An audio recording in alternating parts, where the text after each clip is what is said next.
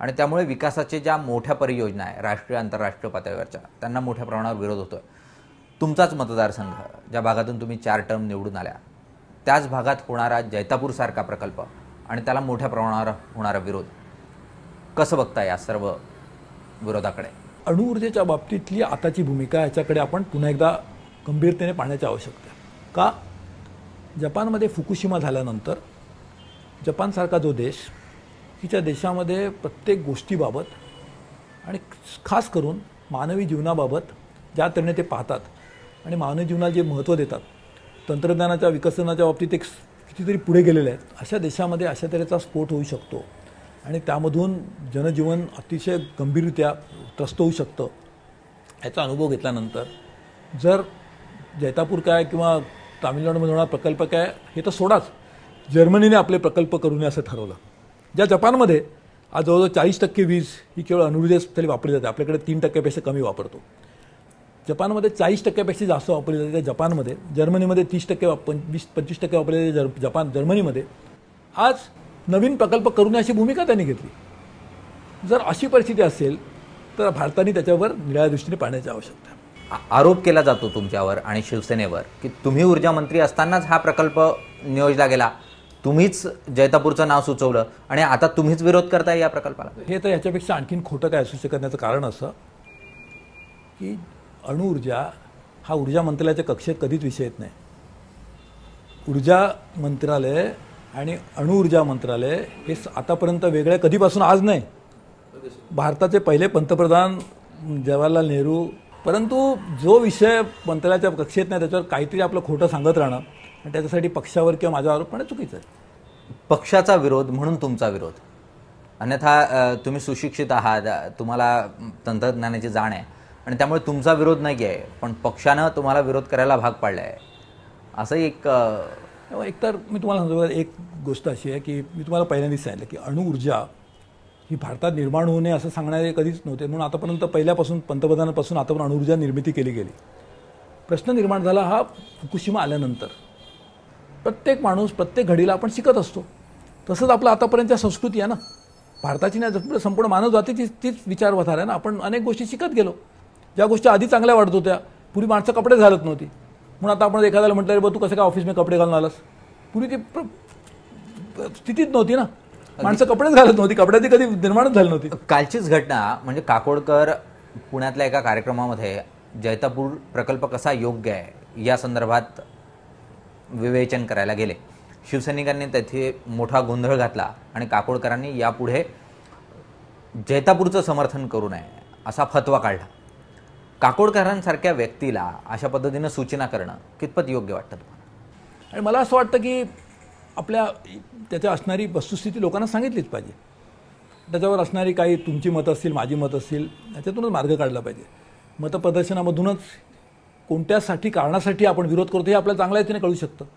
मी जर आधी तुम्हाला विरोध काय तर ठरवलं असेल तर विरोध का करतो हे देखील आपल्याला त्यामधून कळू शकतं। पण म्हणून मला वाटतं त्या परिस्थितीत परवा पुण्यात काय झालं हे पेपरात मी पण थोडंसं ओझरतं वाचलं, मी नव्हतो इकडे मुंबईमध्ये, परंतु मला त्यातली वस्तुस्थिती माहीत नाही। परंतु मी स्वतः पुण्यात जाऊन देखील त्या ठिकाणी भाषणं केलेली आहेत। मला आठवतं मी एकदा बाबाई ॲटॉमिक रिसर्च इन्स्टिट्यूटमध्ये देखील जाऊन मी भाषणं अनेक ठिकाणी केली आहे, विषयावर बोललेलो आहे। पण आज ही परिस्थिती झालेली आहे, फुकुशिमानंतर ही परिस्थिती लक्षात घेतलीच पाहिजे आणि ती लक्षात घेतल्यानंतर उद्या आपण कशाशी खेळतो, म्हणजे केवळ मी सांगतो म्हणून झालं पाहिजे हे एक भाग झाली, परंतु आपल्यासमोर असणारी वस्तुस्थिती लक्षात घेऊन त्याच्यावर पावलं उचलायला काय हरकत आहे?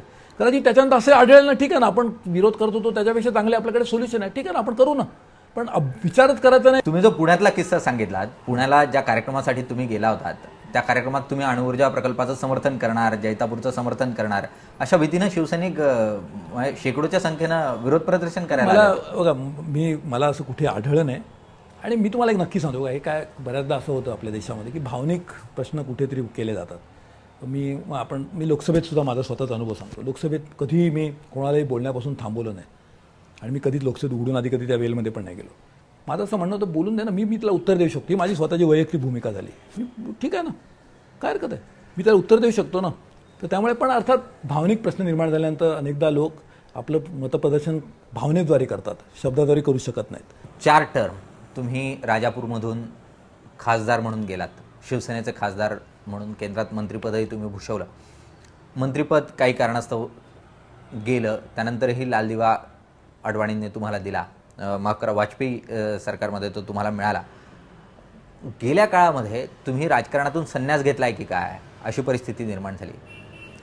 संन्यास घेतलाय राजकारणापासून? आता तसे कपडे अजून आता आणावे लागतील, संन्यासी घालतो तसे. परंतु राजकारणात मी असताना देखील कधीच अशा त्यांनी एकमेकाला शिव्या देणं अशा गोष्टी केल्या नव्हत्या की ज्या मी आता करत नसल्यामुळे मी राजकारणातून संन्यास घेतला असं वाटत असेल. परंतु राजकारणात आपण कशासाठी आलो याची जाणीव तेव्हाही होते आणि आजही आहे. माझ्या दृष्टीने राजकारणात येण्याचं एकमेव कारण, मी चार्टर्ड अकाउंटंट होतो. मी त्यावेळेला अनेक सहकारी संस्थांशी संबंधित होतो, 150 सामाजिक संस्थांशी संबंधित होतो. महाराष्ट्रातल्या अनेक निराळ्या तऱ्हेच्या राजकीय प्रवाहात, सामाजिक प्रवाहामध्ये, आर्थिक चर्चेमध्ये सातत्याने भाग घेत होतो. म्हणून त्यावेळेला मी राजकारणात आलो. आपला देश बदलला पाहिजे, नाही तर आपण बाहेर नुसते राजकारण टीका करणं बरोबर होणार नाही, ह्या भूमिकेतून. ती भूमिका आजही माझी कायम आहे. मी निवडणूक हरलो, त्यामुळे कदाचित मी आज लोकसभेत नसेल. पण मी तुम्हाला सांगतो की आज जवळजवळ 16 जागतिक संस्थांवर, जवळजवळ भारतामध्ये देखील जवळजवळ 101 तरी स्थानिक संस्थांवर, 9 देशांच्या ट्रॅक टू स्ट्रॅटेजिक डायलॉगवर देखील मी काम करतो. पाणी, ऊर्जा, पर्यावरण यामध्ये तर मी आणखीन जास्त मोठ्यापणे काम करतो. कोकणामध्ये देखील स्वयंरोजगार निर्माण व्हावा म्हणून जनशिक्षण संस्थांची स्थापना केली होती. 56,000पेक्षा जास्त लोकांना प्रशिक्षण आम्ही त्यातून दिलं. आज तोच कार्यक्रम कोकणामध्ये आणखीन मोठ्या प्रमाणात राबवण्याचा आम्ही सुरुवात केली. माझी पत्नी ती पत्रकार आहे, टाइम्स ऑफ इंडियामध्ये कन्सल्टिंग एडिटर होती. ते सोडून ती हे काम करते. त्याला जोडून आपण आणखीन मुंबईमध्ये देखील इकडच्या झोपडपट्ट्यांमध्ये हा कार्यक्रमाला सुरुवात केली. म्हणजे याच्यात राजकीय प्रश्नच नाही की कोकणात करतो, ते आधी करत होतो कारण तो माझा मतदारसंघ होता. मला वाटतं तर माझ्या लोकांनी मला निवडून दिली, माझी जबाबदारी. तर ते भूमिका पण सांगतो. माझं असं नेहमी म्हणणं होतं, पाणी, वीज, रस्ता ह्यासाठी तुम्ही प्रचंड पैसे आणले. एवढे पैसे आणले की मला वाटतं हजारो कोटी रुपये आपण त्याला आणले होते कोकणात. परंतु त्यामुळे भागाचा विकास झाला. परंतु भागाचा केवळ विकास करणं म्हणजे विकास नाही ना, तर लोकांचा पण विकास झाला पाहिजे. तर लोकांचा विकास जर करायचा असेल तर लोकांचा विकास करण्यासाठी ह्याच्या पलीकडे जाऊन काम केलं पाहिजे. या भूमिकेतून या कामाला सुरुवात केली होती. आणि त्यावेळेला प्रामुख्याने तिकडे करत होतो कारण त्या लोकांनी मला निवडून दिल्यामुळे मला ही संधी मिळाली होती. परंतु आता आपण मुंबईला, गोव्याला, बाकी ठिकठिकाणी करतोय, हा कार्यक्रम राबवतोय. तर कारण असं की मला खात्री आहे की जवळजवळ 50-60 कोटी लोक जे आज आपल्या भारतामध्ये काहीतरी रोजगारासाठी बाहेर येणार आहेत, त्यांना रोजगार देण्याची कोणतीही क्षमता आपल्या असणाऱ्या सध्याच्या व्यवस्थेमध्ये नाही. मग त्यापैकी बहुतांश लोक नक्षलवादी होतील, ज्या 200 जिल्ह्यांमध्ये झाले आहेत. आणि अशा तऱ्हेचे दहशतवादी, नक्षलवादी निर्माण व्हायचे नसतील तर आपल्याला कोणत्याही तऱ्हेने ह्या सर्व लोकांना समाज व्यवस्थेमध्ये सामावून घ्यायचं असेल तर त्यांना स्वयंरोजगार आणि त्यांच्यामध्ये निर्माण करणारा आत्मविश्वास हा करावा लागेल. आज मी ठाण्याला एका कार्यक्रमात गेलो होतो. तिकडे एका मुलीने स्टेजवर येऊन सांगितलं, 9-10 वर्षाच्या मुलीने, की मला माझे वडील दारू प्यायचे, त्यांनी मला संपूर्ण आमचा संसार उद्ध्वस्त केला. पण मी आता 9 वर्षाची मुलगी सांगते की मी हे स्वतः मी अनुभवलं असल्यामुळे माझं उरलेलं आयुष्य बिचारचं सुरू नाही झालं. माझ्या आयुष्यामध्ये मी केवळ अशाच तऱ्हेच्या लोकांना प्रस्थापित करण्यासाठी काम करणं. आता ही 9 वर्षाची मुलगी जे सांगते ते काम करणं मला वाटतं माझं कर्तव्य आहे आणि त्याच भूमिकेतून आम्ही काम करतोय. अगदी जे काम तुम्ही करताय ते सामाजिक क्षेत्रासाठीचं आहे, वेगवेगळ्या जागतिक संस्थांच्या माध्यमातून तुम्ही करताय, सहकारी संस्थांच्या माध्यमातून करताय. सक्रिय राजकारण जे आहे, निवडणुकीचं राजकारण जे आहे, त्यापासून तुम्ही दूर गेलाय.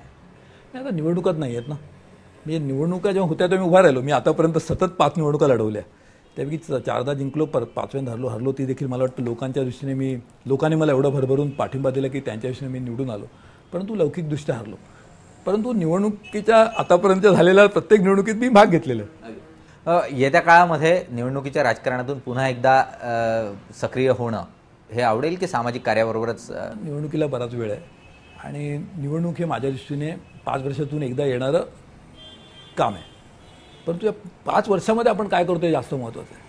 त्यामध्ये लोकसभेत असेल तर लोकसभेत काम केलं पाहिजे. मी लोकसभेमध्ये माझ्या दृष्टीने मला असं वाटतं की जवळजवळ सर्व विषयांवर मी भाषणं केली आहेत. मी एक one of the most active MP होतो आणि केवळ बोलण्यामध्ये नाही तर मी निर्णय फोरम तयार करून सगळ्या लोकांना एकत्र करून मी विविध स्वरूपाचं काम मी पार्लमेंटमध्ये मंत्री म्हणून जर केलं, खासदार म्हणून केलं. मंत्री असताना तर मी प्रत्येक मंत्रालयामध्ये मी प्रत्येक बाबतीत एवढे निराळे तऱ्हेचे निर्णय घेतले होते. पर्यावरण मंत्री म्हणून 5-6 निर्णय घेतले होते. पॉवर मिनिस्टर असताना electricity act, energy conservation law सारख्या आणून APRDP सारख्या योजना राबवल्या. हे सगळं आपण केलं आणि म्हणून मला असं वाटतं की काम करणं हे महत्त्वाचं आहे. निवडणुका 5 वर्षांनी एकदा येतील तेव्हा काय करायचं ठरवलं पाहिजे.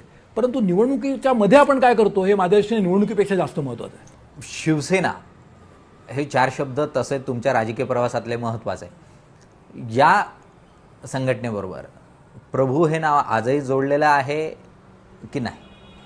नाही, म्हणजे असं शिवसेना आणि प्रभू नाव जोडलेलं म्हणजे आहेच ना. शिवसेनेचाच मी खासदार म्हणून आता पण निवडून आलो. शिवसेनेच्या मी राजकारणात नव्हतो. मी राजकारणात आलो त्या दिवशीच खासदार झालो. त्या दिवशी खासदार झालो त्या दिवशी केंद्रीय मंत्री झालो आणि शिवसेनेचा प्रतिनिधी म्हणूनच मी खासदार झालो आणि शिवसेनेचा प्रतिनिधी म्हणूनच मी केंद्रीय मंत्री झालो. शिवसेनेचा पहिला केंद्रीय मंत्री मीच होतो आणि म्हणून त्याचा नावाशी जोडण्यासाठी आणखीन म्हणजे असं बऱ्याचदा लिहितात सुश्री उमाप्रभू, तसं माझं नाव लिहिलं नसेल, परंतु माझं नाव आणि त्याच्याशी निश्चितपणे राजकीयदृष्ट्या जोडलेलं आहे. धन्यवाद सर, स्टार माझा बरोबर जी आपण चर्चा केली त्यासाठी. धन्यवाद.